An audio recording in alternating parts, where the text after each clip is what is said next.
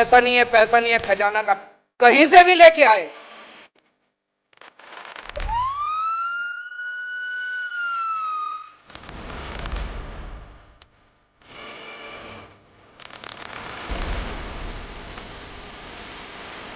साथ मिलके हम एक रंगला पंजाब बनाएंगे।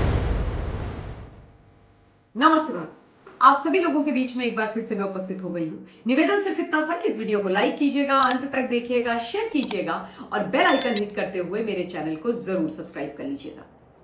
चलिए आज बड़े लंबे समय के पश्चात बात की जाए आपके मेरे फेवरेट सब्जेक्ट दिल्ली के भूतपूर्व मालिक, भूतपूर्व मुख्यमंत्री माननीय सम्माननीय अरविंद केजरीवाल साहब की।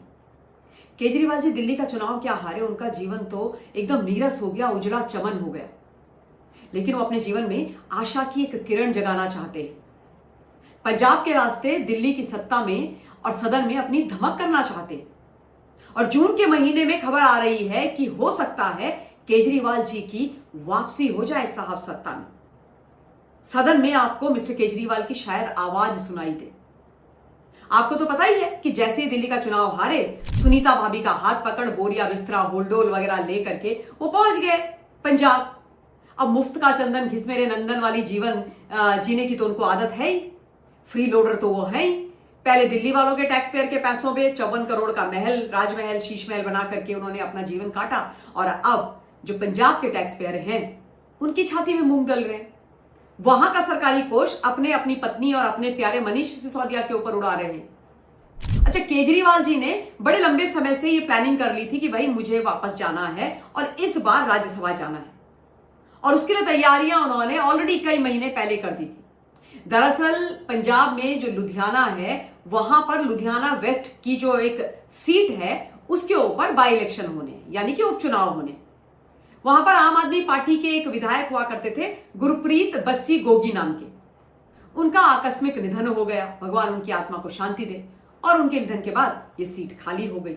अब जब सीट खाली हो गई और केजरीवाल जी चुनाव हार गए दिल्ली में अपना, तो उनके दिमाग में ओ गुरु एक आइडिया आया। उन्होंने बोला, सुनीता ठोको ताली, मेरे पास सुपर आइडिया है राज्यसभा जाने का। और उन्होंने क्या किया, जो उनके पंजाब के खेमे से राज्यसभा के सांसद हैं मिस्टर संजीव अरोड़ा, उनको फोन लगाया और उनको मिलने के लिए बुलाया और उनको बोला, देखो ऐसा है, मेरे पास ना एक सुपर प्लान है जिसमें हम दोनों के लिए ना विन विन सिचुएशन है, तुम्हारा भी भला मेरा भी भला।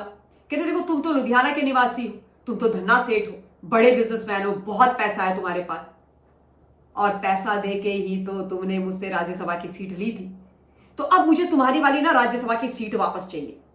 तो अरोड़ा जी ने बोला, खाने का हलवा है क्या, मैं नहीं दे रहा वापस, मैं क्यों दूं? उन्होंने बोला, नहीं नहीं, ऐसे मत दो, ऐसे मत दो, बिल्कुल मत दो, अभी तो आप सिर्फ राज्यसभा के सांसद हो, देखो समझो, लेकिन मैं सोच रहा हूं कि मैं आपको जो गुरप्रीत बस्सी वाली सीट खाली हुई है लुधियाना वेस्ट की, वहां से विधायक का चुनाव लड़ा दूं। विधायक का चुनाव लड़ोगे, चुनाव जीतोगे, और सिर्फ एमएलए नहीं रहोगे, मैं तुम्हें सीधे सीधे मंत्री बना दूंगा। केजरीवाल जी ने बोला, देखा अरोड़ा साहब, है ना फायदा का सौदा, अभी केवल राज्यसभा के माननीय सांसद हो, यहां से एमएलए बन के सीधे मंत्री बन जाओगे और पंजाब की राजनीति में तुम्हारी धमक हो जाएगी, हो सकता है आने वाले समय में मुख्यमंत्री भी बन जाओ। ये जो अपने मान साहब हैं, ये तो झूम बराबर झूम सराबी, कभी इनकी ये किडनी खराब, कभी लिवर खराब, हॉस्पिटल चलते रहते हैं।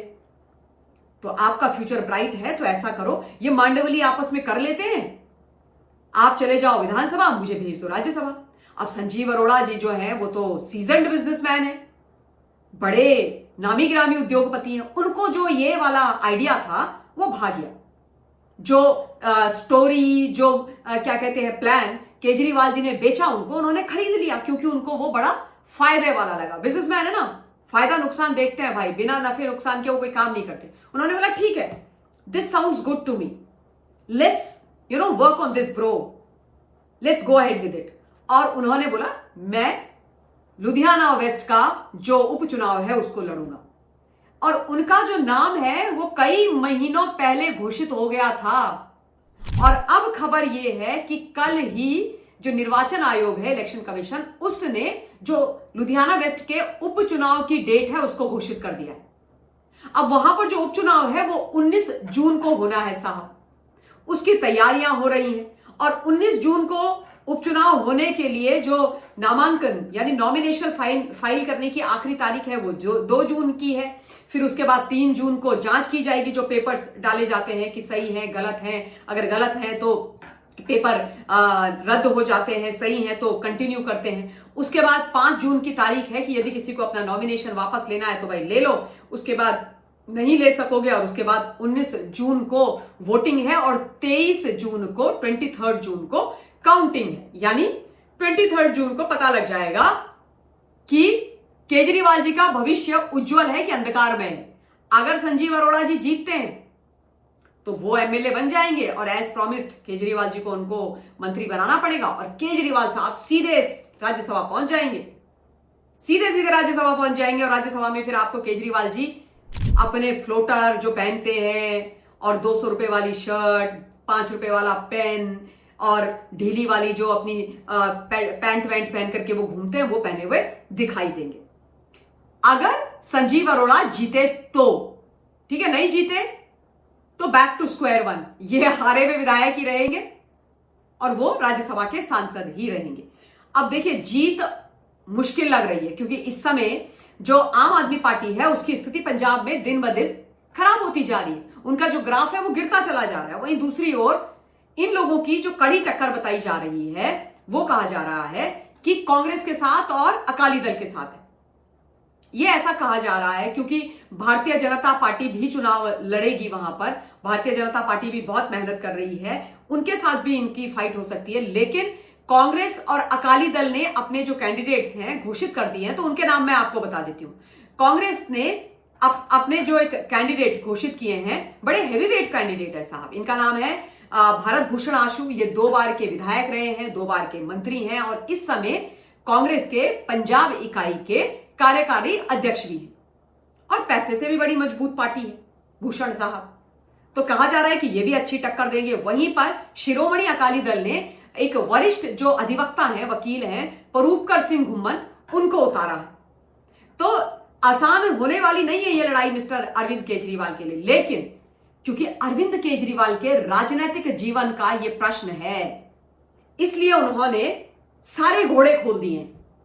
केजरीवाल स्वयं मैदान में उतरे हुए, एडी से चोटी का जोर लगा के उन्होंने रखा हुआ इस सीट पर as if this is his election. And actually देखा जाए डायरेक्ट नहीं तो इनडायरेक्ट तो मिस्टर केजरीवाल का इलेक्शन है ना।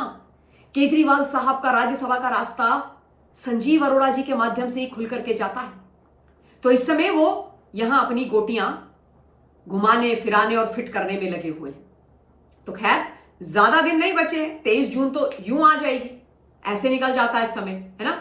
तो पता लग जाएगा 23 जून को कि क्या होने वाला है केजरीवाल जी के जीवन में। लेकिन बड़े होपफुल हैं बेचारे, अपने उजड़े चमन जीवन को वो थोड़ा सा हरा भरा करना चाहते हैं, अपनी बगिया में कुछ फूल खिलवाना चाहते हैं। वो चाहते हैं कि थोड़ी चिड़ियाओं की चहचहाट हो, कुछ पैसवा वैसवा मतलब कुछ इधर उधर से वैसे तो आ रहा है और आए तो जिंदगी थोड़ी बागबान हो जाए। तो देखें क्या होता है। पर यह महत्वपूर्ण खबर आप लोगों के बीच में मैंने रख दी है। इस वीडियो के लिए इतना ही। बहुत बहुत धन्यवाद। जय हिंद।